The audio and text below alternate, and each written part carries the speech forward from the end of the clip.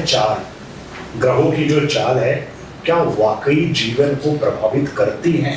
9 ग्रहों जो है, ये ग्रहों का हमारे जीवन में सारी परिस्थितियों में बहुत इम्पोर्टेंस रहा है। शुक्र वैभव विलास का कारक है, मंगल अग्रेशन और क्रोध को देता है, शनि हमारे कर्मों का और न्याय का कारक ग्रह माना जाता है। ये सभी ग्रहों का संतुलन हमारी लाइफ में हर प्रकार की स्टेबिलिटी देता है। दूसरे अर्थों में ग्रह हमारे संबंधों को भी रिप्रेजेंट करता है, जैसे सूर्य से पिता, चंद्र से माता, बुध राजकुमार है। आप बता रहे हो कि हमारी लाइफ में जो परिस्थिति अनकंट्रोल्ड आती है, तो उसके लिए आपको जानना पड़ता है कि कौन से ग्रह की वजह से ये परेशानी आई है और उसका समाधान क्या हो सकता है।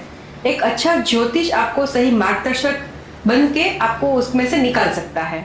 जैसे शनि राहु केतु, ये 3 ग्रहों का जो स्वभाव है वो पापी है, इसलिए सब लोग उससे डरते हैं। बट हर समय उससे घबराने की या डरने की जरूरत नहीं है। शनि की 7.5 में लोग रोडपति से करोड़पति भी हो सकते हैं, क्योंकि शनि खुद है वो न्याय के देव हैं। इसमें हिमाद्री जी, आजकल जो एक नया ट्रेंड हम देखते हैं कि कई लोग जो है एस्ट्रोलॉजर्स या आप जैसे लोगों से बातचीत करके अपने बच्चे के पैदाइश के समय को तय करने की कोशिश करते हैं कि इनकी नॉर्मल डिलीवरी नहीं कराएंगे, हम सिजेरियन डिलीवरी कराएंगे, तो हम दिन तारीख समय हम खुद अपने आप से तय करके उस पुत्र को या पुत्री को इस जीवन में ला रहे हैं। तो ये करना कितना सही है और किस हद तक ये चीज़ों को बदल देता है, भविष्य को किस हद तक ये बदलता है उन बच्चों के लिए? ले सकते हैं। इसमें कई बार होता है ना, शादियां नहीं हो रही होती तो लोग कहते हैं कि लगता है इसका मंगल फंसा हुआ है या मंगल भारी इसका है। तो कुछ इस तरह की भी चीज़ें होती हैं कि जो मंगल भारी है और मंगल के वजह से विवाह में देरी होना, इस तरह कुछ भाव होते हैं क्या? और कोई इसका सीधा रिलेशनशिप है क्या मंगल का और शादियों का?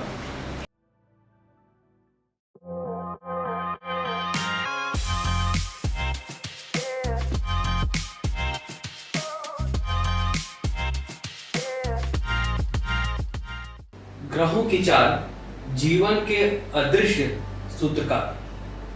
आपको सुनकर कुछ आश्चर्य लगा होगा, लेकिन साथियों आज का जो हमारा एपिसोड है हम इसी बारे में चर्चा करना चाह रहे हैं और हमारे गेस्ट हमारे साथ बने हुए हैं। नमस्कार, मैं हूं रंजीत सिंह। नमस्ते, मैं हूं अनिल कुमार साधक। हम बात कर रहे हैं ग्रह और ज्योतिष की। ये बहुत बड़ा अनूठा मिस्ट्री भी कह लीजिए आप, और ग्रहों की ये जो चाल है, दशा है, वो किसी भी देश, प्रजा, तंत्र या किसी भी मनुष्य के जीवन को कितना प्रभावित करती है, उसके बारे में आज हम जानेंगे। हिमाद्री जी, स्वागत है आपका। Thank you. रंजीत, बचपन में जब कुछ गलत हो जाता था, कई बार हुआ कि कुछ सोचा गलत हो गया, तो दादी जी कहती तुम्हारा शनि खराब है, शनि भारी है तुम्हारा, शनि भारी है। और उस समय क्या लगता था कि हंस देते थे हम। लेकिन आज जब हम जीवन में उतार चढ़ाव देखते हैं तो शायद कई बार होता है कि दादी हमारी सही करती थी। तो जीवन के इन्हीं चीजों को आज हम जानेंगे। तो हेमांगी जी, हमारा पहला क्वेश्चन है, ये ग्रह चाल, ग्रहों की जो चाल है क्या वाकई जीवन को प्रभावित करती हैं? जी बिल्कुल करती है, क्योंकि ग्रह जो है वो हमारी उत्पत्ति से भी पहले के हैं। मीन्स जब भी ब्रह्मांड की रचना हुई थी तभी ग्रहों को भी स्थान दिया गया है। प्रकृति जो भी निर्मित करती है वो यूं ही नहीं करती, उसके पीछे कुछ पक्का रीज़न होता है। तो ग्रहों का भी जो निर्माण किया है, 7 मुख्य प्रमुख ग्रह हैं और 2 छाया ग्रह हैं, राहु केतु, सबको मिला के 9 ग्रहों जो है, ये ग्रहों का हमारे जीवन में सारी परिस्थितियों में बहुत इम्पोर्टेंस रहा है। किस प्रकार? तो सूर्य जो है वो आत्मा का कारक है, चंद्र जो है वो मन का कारक है, बुध से हम बुद्धि देखते हैं, कैलकुलेशन गिनती देखते हैं, शुक्र वैभव विलास का कारक है, मंगल अग्रेशन और क्रोध को देता है, शनि हमारे कर्मों का और न्याय का कारक ग्रह माना जाता है। ये सभी ग्रहों का संतुलन हमारी लाइफ में हर प्रकार की स्टेबिलिटी देता है। दूसरे अर्थों में ग्रह हमारे संबंधों को भी रिप्रेजेंट करता है, जैसे सूर्य से पिता, चंद्र से माता, बुध राजकुमार है, मंगल जो है वो सेनापति है। तो मंगल हमारे भ्राता, भाई बहन उसको दर्शाता है।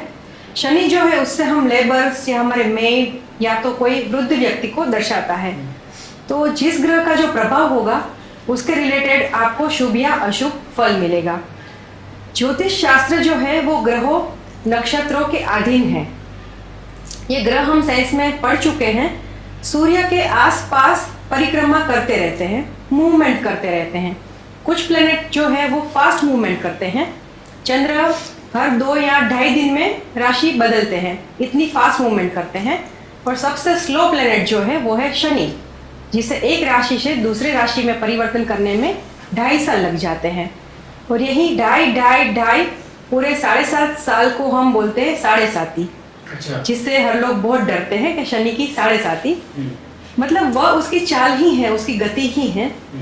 तो आप मानो या ना मानो, जब भी ग्रह की मूवमेंट होती है, उसकी राशि परिवर्तन होता है या उसकी गति होती है, अतिचारी, वक्री या मंद गति, उसके हिसाब से आपके जीवन में भी बदलाव आएंगे। तो हिमाद्री जी, कभी कभी हम सोचते हैं कि जो कुछ हमारे जीवन में हो रहा है उस पर हमारा बड़ा कंट्रोल है, ऐसा हमको लगता है, लेकिन कई बार बहुत सारा प्रयास करके भी कुछ हासिल नहीं होता है जी। तो उस स्थिति में क्या ये जो आप कह रही है कि शनि की 7.5 चल रही है या चीज़ें हमारे हिसाब से नहीं हो रही है, ये वही काम कर रही है? और इसका कितना साइंटिफिक एविडेंस हमारे पास है ये साबित करने के लिए कि ग्रहों का असर आपके ऊपर होता है? साइंटिफिकली एविडेंस की बात करें तो लोग मंगल पे पहुंच रहे हैं, लोग शनि के बारे में प्रयास कर रहे हैं, चंद्र पे भी काफ़ी लोग पहुंच गए हैं। तो साइंटिफिक एविडेंस तो है ही कि ग्रह अस्तित्व रखते हैं। और बहुत पहले अगर शास्त्र को देखा जाए, जब ये साइंस भी नहीं था, तब भी हमारी हनुमान चालीसा ले लीजिए तो उसमें भी चंद्र का वर्णन किया गया है कि पृथ्वी से चंद्र का अंतर कितना है। तो पहले जो शास्त्र है तब भी ग्रहों का वर्णन है और अभी भी ग्रहों का अस्तित्व है। और जो आप बता रहे हो कि हमारे लाइफ में जो परिस्थिति अनकंट्रोल्ड आती है, तो उसके लिए आपको जानना पड़ता है कि कौन से ग्रह की वजह से ये परेशानी आई है और उसका समाधान क्या हो सकता है। एक अच्छा ज्योतिष आपको सही मार्गदर्शक बन के आपको उसमें से निकाल सकता है। जैसे कुछ ग्रहों के मंत्र कर सकते हैं, कुछ की विधियाँ कर सकते हैं, या तो कोई सिंपल रेमेडीज करके भी उसको हम बैलेंस कर सकते हैं। ग्रह जो है वो ऊर्जा का ही स्वरूप है, तो अगर उसकी ऊर्जा संतुलित की जाएगी, ऐसा नहीं हो सकता कि हाँ आप पूरा ही सिचुएशन को टर्न कर सकते हो, लेकिन उसकी जो इंटेंसिटी थी उसको थोड़ा हम कम कर सकते हैं। शनि, राहु, केतु, इन नामों को तो सुन के भैया भयंकर डर लगता है जी। लेकिन मेरा क्वेश्चन ये है कि क्या इनसे हमें डरना है या समझना है, और इनका जो शनि, राहु, केतु का जो प्रभाव है वो कितना पड़ता है किसी के जीवन पे? सभी ग्रहों का अपना अपना प्रभाव है ही, लेकिन शनि, राहु, केतु को पाप ग्रह कहा जाता है। जैसे चंद्र, बुध, शुक्र, उसको शुभ ग्रह कहा जाता है, वो सौम्य ग्रह है, उसका जो स्वभाव है वो सौम्य है। वैसे शनि, राहु, केतु, ये 3 ग्रहों का जो स्वभाव है वो पापी है, इसलिए सब लोग उससे डरते हैं। बट हर समय उससे घबराने की या डरने की ज़रूरत नहीं है। शनि की 7.5 में लोग रोडपति से करोड़पति भी हो सकते हैं, क्योंकि शनि खुद है वो न्याय के देव हैं। शनि न्याय करते हैं, और अच्छा अगर आपका कर्म होगा तो शनि आपको अच्छा फल देगा। अगर आपके कर्म अच्छे नहीं हैं, आप कुछ अनएथिकल प्रैक्टिसेस कर रहे हैं, तो शनि आपको नेगेटिव इम्पैक्ट देगा। तो ज़रूरी नहीं है कि हर बार ये पाप ग्रह आपको उल्टा ही रिजल्ट करे। राहु के बारे में मैं कहूँ तो राहु आपकी कुछ जिजीविषा या कुछ आपकी ऐसी विशेषिस है, अधूरी इच्छा है, उसको दर्शाता है।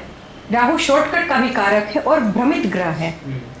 राहु मृगजल के समान है, जो है वो आपको लगेगा नहीं, और जो नहीं लगेगा वो एक कल्पना में आप रहोगे।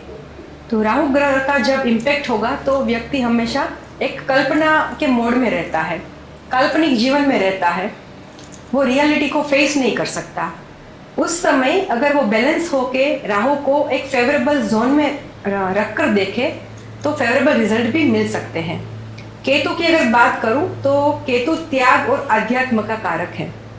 भले हमें लगे कि केतु जो है वो पीड़ित ग्रह है या तो पाप ग्रह है, लेकिन अच्छी आध्यात्मिकता के लिए केतु बहुत ज़रूरी है।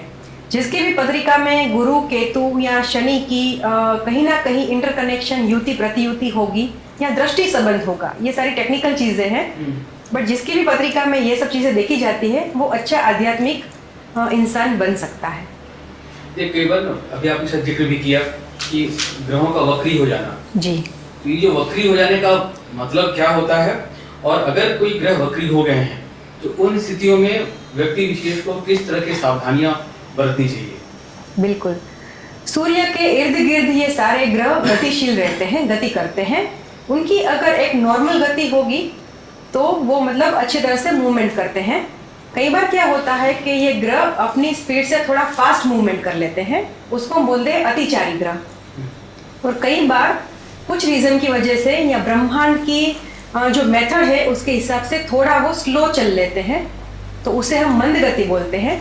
और पृथ्वी से देखते हुए कई बार हमें ऐसा आभास होता है कि ग्रह पीछे की ओर चल रहा है, तो उसे हम वक्री ग्रह बोलते हैं। हालांकि ये एक भ्रमित अवस्था है, सही में ग्रह पीछे नहीं चलता होता।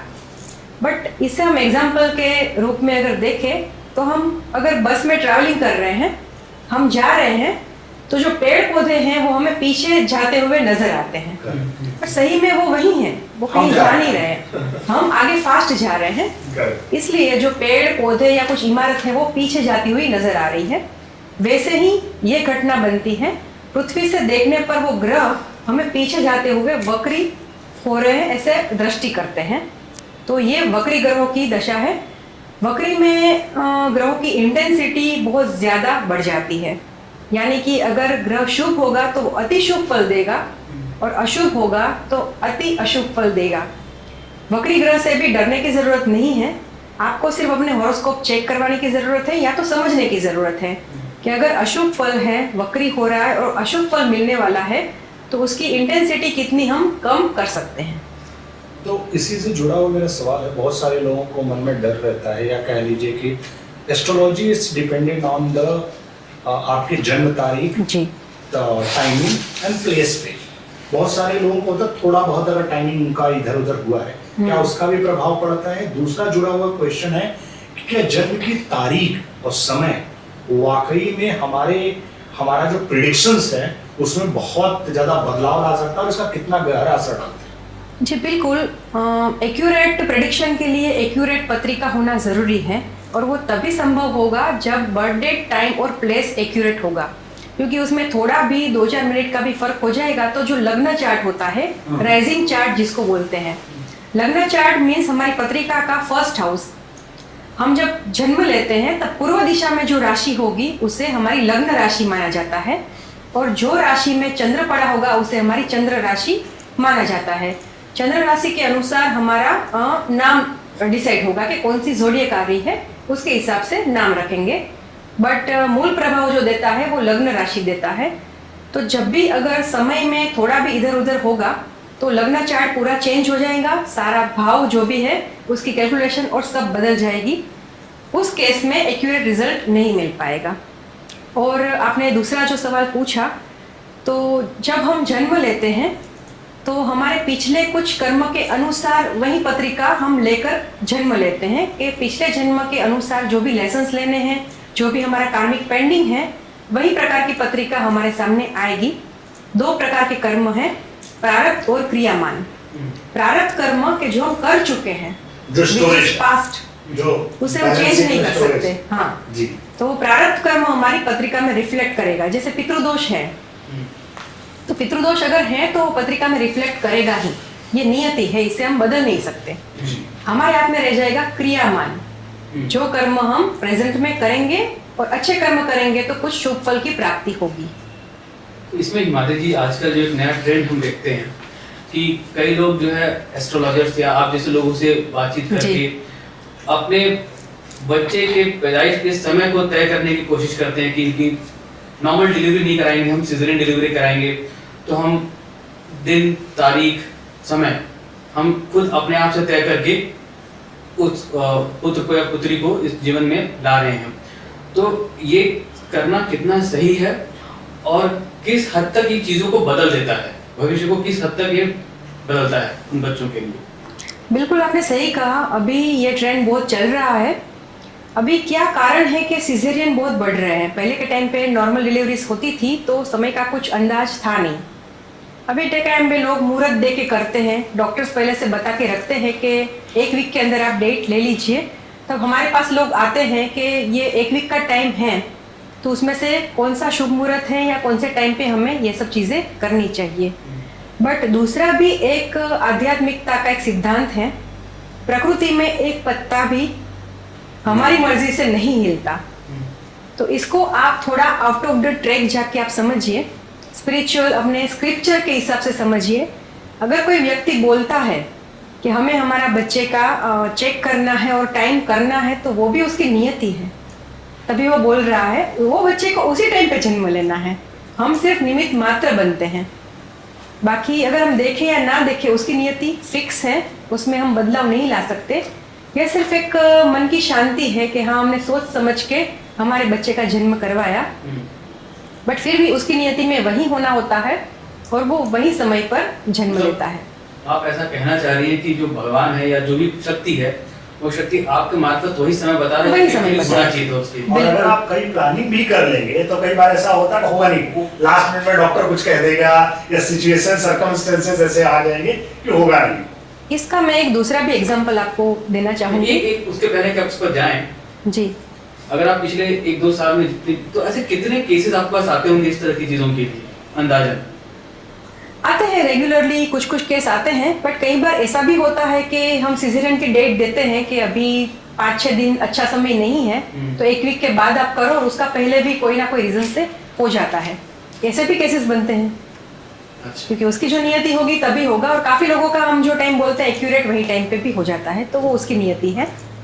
इसका मेरा क्वेश्चन है कि ये तो जान लीजिए इंडिविजुअल्स का, जी, क्या किसी देश का भविष्य, किसी राज्य का भविष्य या किसी कंट्री का जो भविष्य हम बात करते हैं, लोग कुंडली निकालते हैं, चार्ट निकालते हैं, वो कैसे प्रेडिक्शंस करते हैं?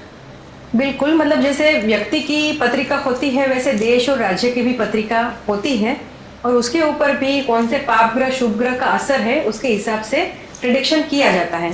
जैसे कोरोना टाइम था, तो उससे पहले भी काफ़ी ज्योतिष ने प्रिडिक्शन किया था कि कुछ ऐसा समय आने वाला है जो डिफिकल्ट रहेगा। अभी के टाइम पे भी गुरु अतिचारी होने वाले हैं, तो वो भी प्रिडिक्शन काफ़ी कुछ लोगों ने कर रखा है कि अभी का भी जो समय है वो देश परिवर्तन के लिए कुछ संभावनाएं लग रही हैं कि कुछ चेंजेस आएगा।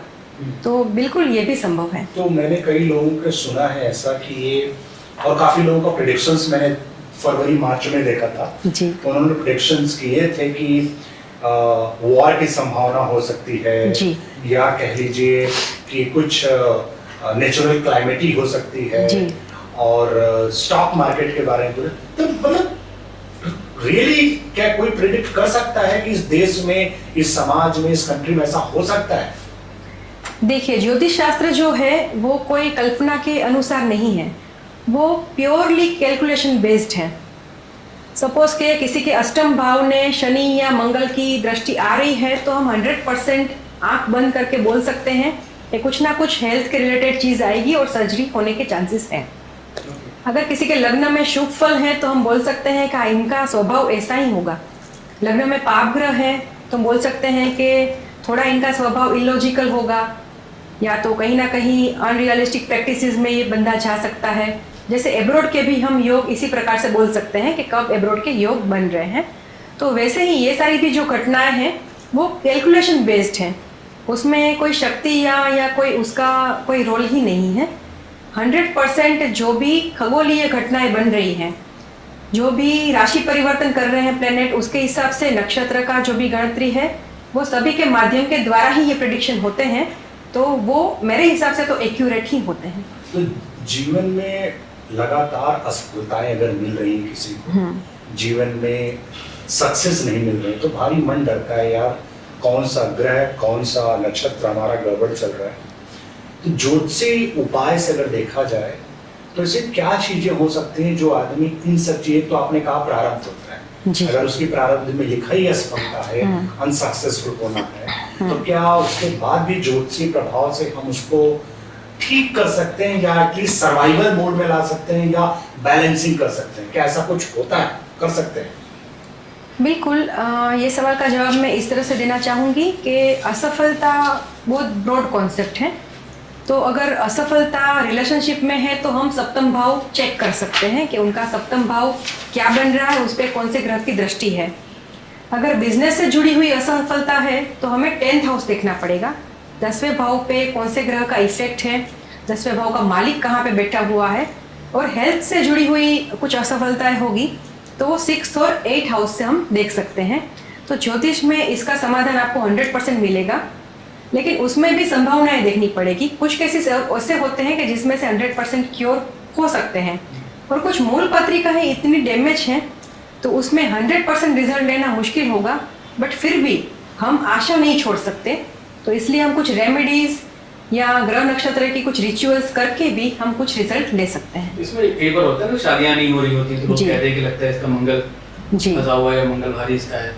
तो कुछ इस तरह की भी चीजें होती हैं कि जो मंगल भारी है और मंगल के वजह से विवाह में देरी होना, इस तरह कुछ भाव होते हैं क्या, और कोई इसका सीधा रिलेशनशिप है क्या मंगल का और शादियों का?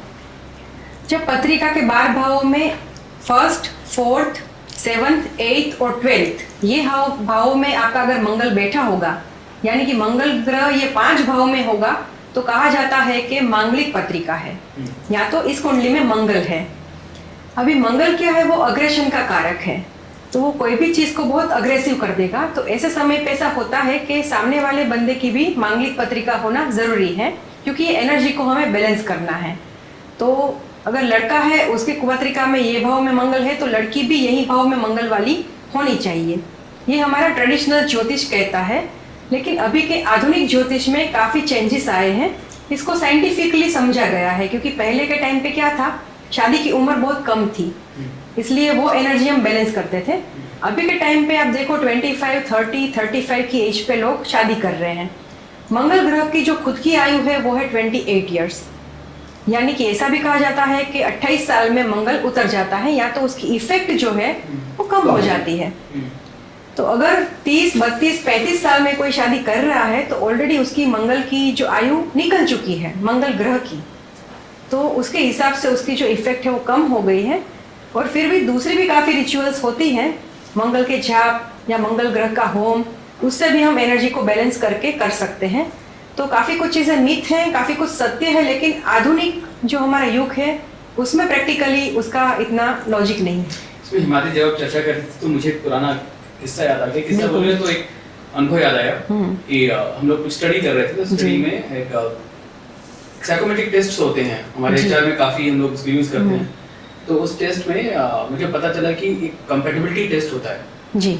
तो स्पेशली जो हस्बैंड वाइफ या जो रिलेशनशिप में जाना चाह रहे हैं, तो दोनों लोगों को कंपैटिबिलिटी टेस्ट करते हैं, और उस कंपैटिबिलिटी टेस्ट के रिपोर्ट को स्टडी करने के बाद, जो कि साइंटिफिकली प्रूफ रिपोर्ट्स हैं जी, उसको प्रूफ देख के बताते हैं कि हाँ भाई इन दोनों का साथ में रहना ठीक है कि नहीं ठीक है। तो उसमें अब हम लोग उसको ग्रह नक्षत्र और बाकी चीजों देख रहे हैं, बट साइंस भी कहीं ना कहीं दूसरे तरीके से उसी चीज को प्रूव कर रहा है कि there has to be compatibility whether it is in behaviour, या फिर आप उसको ग्रह नक्षत्र की बात करें कि सेम भाव में मंगल का होना एक सफलता का इंगित कर सकता है। या 28 साल के बाद शादी करो, जिसके मंगल है तो मंगलोत्तर क्या होता है, तब तक उसके बाद दिक्कतें नहीं है। बिल्कुल सही बात। इंटरेस्टिंग। ज्योतिष गणना में ग्रहण का बहुत बड़ा मायने होता है। तो बहुत सारे लोग कहते हैं कुछ खाओ नहीं, पूजा मत करो, शांति से बैठो, ये करो वो करो। क्या ग्रहण के दौरान किन किन चीजों का विशेष आपके हिसाब से, किन किन चीजों, क्या मिथ है, क्या करेक्ट है? बहुत सारे लोग कहते हैं सुई धागा मत डालो, प्रेग्नेंट लेडी जो है वो खाओ मत, खाना मत खाओ किचन में, मतलब बहुत सारी चीजें हैं। अब इसमें आपके हिसाब से अगर हम जानना चाहें क्या मिथ है, क्या सही है? ग्रहण एक खगोलीय घटना है, तो ग्रहण का साइंटिफिक भी इतना ही इम्पोर्टेंस है, बट पहले के टाइम पे क्या था, अगर सबको साइंस समझाने बैठते तो लोग वो समझ नहीं पाते, इसलिए इसको जोड़ दिया गया धर्म से। तो ग्रहण के टाइम पे कुछ चीज़ें ऐसी बताई है कि जैसे कि घर से बाहर नहीं निकलना चाहिए, या तो जब तक ग्रहण की प्रोसेस चालू है तब तक हमें खाना नहीं खाना चाहिए। मिट्टी के अगर बर्तन हैं तो उसको भी मांझ के उल्टा करके रख दो और उससे पानी ना पियो। बट ये सब चीज़ें इसलिए है क्योंकि जो ब्रह्मांड की ऑल ओवर एनर्जी उस टाइम पे होती है वो बहुत डाउन होती है। और जो भी बैक्टीरियल इन्फेक्शन और ये सब भी चीज़ें उस टाइम पे बहुत ज़्यादा होती है, क्योंकि बहुत बार आप देखोगे कि ग्रहण की जो प्रोसेस चल रही है तब थोड़ा अंधेरा सा छाया हुआ होता है। सूर्य जो होता है तब बहुत उसकी इफेक्ट लो हो जाती है, उसके जो सन के रेज होते हैं वो प्रॉपर नहीं आ पाते हैं। सूर्य जो है वो हमारे आत्मा का कारक है, इसलिए हमारी आत्मा भी उस टाइम पे थोड़ी डाउन हो जाती है। इसलिए ये सारे नियम थे कि अगर ये पीरियड चल रहा है तो आप उसको थोड़ा अवॉइड करो, बाहर जाने का आप अवॉइड करो, क्योंकि ऑल ओवर एनर्जी भी डल है और आपकी एनर्जी भी डल है। इस टाइम पे मंत्रोच्चार या तो कोई भी पूजा रिचुअल करना चाहिए। विग्रह जो भी मूर्तियाँ होती है उसे छूने का उसमें बात बताया गया है, तो आप वो पूजा नहीं कर सकते, लेकिन आप मंत्र श्लोक उच्चारण या तो मेडिटेशन कर सकते हो, योग कर सकते हो, ये सारी चीज़ें आप कर सकते हो। बहुत ही चीज आपने बताई। अभी मुझे जानना था, मैं बहुत सारे वीडियोस देखता रहता हूँ, पॉडकास्ट देखता रहता हूँ, हर कोई आकर के 3 चीजों पे ज्यादा बात कर रहा है, पैसा, धन, पावर और लव लाइफ। ठीक है, कोई आके कहता है कि ये एक वर्ड है, इसको स्विच वर्ड क्या बोलते हैं, इसको चैंटिंग करो तुम्हारे पास पैसा आएगा। कोई कहता है ये करो तो गर्लफ्रेंड आ जाएगी, कोई कहता है बॉयफ्रेंड आ जाएगा, कोई कहता है शादी हो जाएगी। मतलब कोई भी आ रहा है, कुछ भी बता रहा है। तो जो क्राउड है, जो लोग है, ठीक है, वो बहुत कंफ्यूज है। To be very honest, as a normal person, कोई कुछ भी आके आसान टिप्स बता दे रहा है, ऐसा कर लो तुम्हारे पास धन आने लगेगा, अमूल धन आएगा। मतलब कई तो ऐसे मैंने देखे, बोले इधर से भी आएगा, इधर से भी आएगा, ये भी कर लो, वो कर लो। वाकई में अगर आप, क्योंकि मैं जानता हूं आपको कई सालों से, एस्ट्रोलॉजी के हिसाब से क्या ये पॉसिबिलिटी है एक छोटी सी रेमेडी से या छोटे से करने से हम करोड़पति बन जा रहे हैं, हम अरबपति बन जा रहे हैं उनके हिसाब से। इस फलाना लड़की से मैं प्यार करता हूं तो वो लड़की आ जाएगी मेरे जीवन में, या लड़का आ जाएगा मेरे जीवन में, या हम धन दौलत ऐसो आराम आ जाएगा। ये मैं आपसे बहुत ही हॉनेस्ट आपसे जवाब चाहूंगा, और जो भी हमारे व्यूअर्स देख रहे हैं, ठीक है, क्योंकि किसी चीज को लाइमलाइट कर देना, किसी चीज को हाईलाइट कर देना और आपको अपंग बना देना कि ये कर लो बस आ जाएगा, बाकी कर्म नहीं करना है। तो आज मैं हिमाद्री जी से रिक्वेस्ट करूंगा, हमारे दर्शकों को ये बात बताएं, क्या वाकई में सच है, क्या गलत है? जी बिल्कुल, मैं समझाने की कोशिश करती हूँ आपको। रेमेडीज जो भी है, मंत्र जो भी है, वो सब कारगर तो है ही, वो अपना अलग प्रभाव तो देते ही हैं, लेकिन जो आपने बताया कि अभी की पीढ़ी एकदम ब्लाइंड होके फॉलो करने लगती है, तो उसमें ये चीज़ें जानने बहुत ज़रूरी है कि हमारा जो फ्यूचर होगा या सक्सेस होगा वो कोई भी एक बात पे निर्भय नहीं रहता है। जैसे कि हमें 10वीं परीक्षा पास करनी है, तो सिर्फ हम मैथ्स के पीछे भागते रहेंगे तो हम 10वीं पास नहीं कर पाएंगे। हमें सारे सब्जेक्ट इक्वली बैलेंस करने पड़ेंगे। साइंस भी समझना पड़ेगा, हिंदी भी समझना पड़ेगा, लैंग्वेज भी समझना पड़ेगा, मैथ, सोशल स्टडी, वो सबका जो बैलेंसिंग होगा, सब में हम अच्छा स्कोर कर पाएंगे, तब हम जो एंड रिजल्ट है वो ले पाएंगे। हमारा जीवन भी सिर्फ ज्योतिष के अंतर्गत नहीं है, ज्योतिष से भी काफ़ी कुछ चीज़ें हैं जिसका बैलेंसिंग बहुत ज़रूरी है। तो मैं ये आपको बताना चाहूँगी कि 5 चीज़ों पे हमारी सक्सेस डिपेंड करती है। सबसे पहले आपकी पत्रिका, मूल पत्रिका तो को हम कभी छोड़ ही नहीं सकते, क्योंकि वो हमारा जो प्रारब्ध कर्म है, बेस्ड है।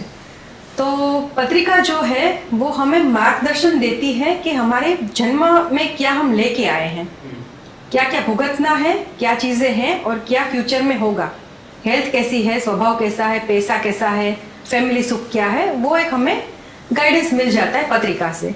दूसरी चीज़ है वास्तु, आप कौन सी जगह पे बैठते हो, कौन सी डायरेक्शन फेसिंग करके बैठ रहे हो, वास्तु में भी काफ़ी कुछ चीज़ें आती हैं, तो वास्तु भी बैलेंस करना उतना ही ज़रूरी है।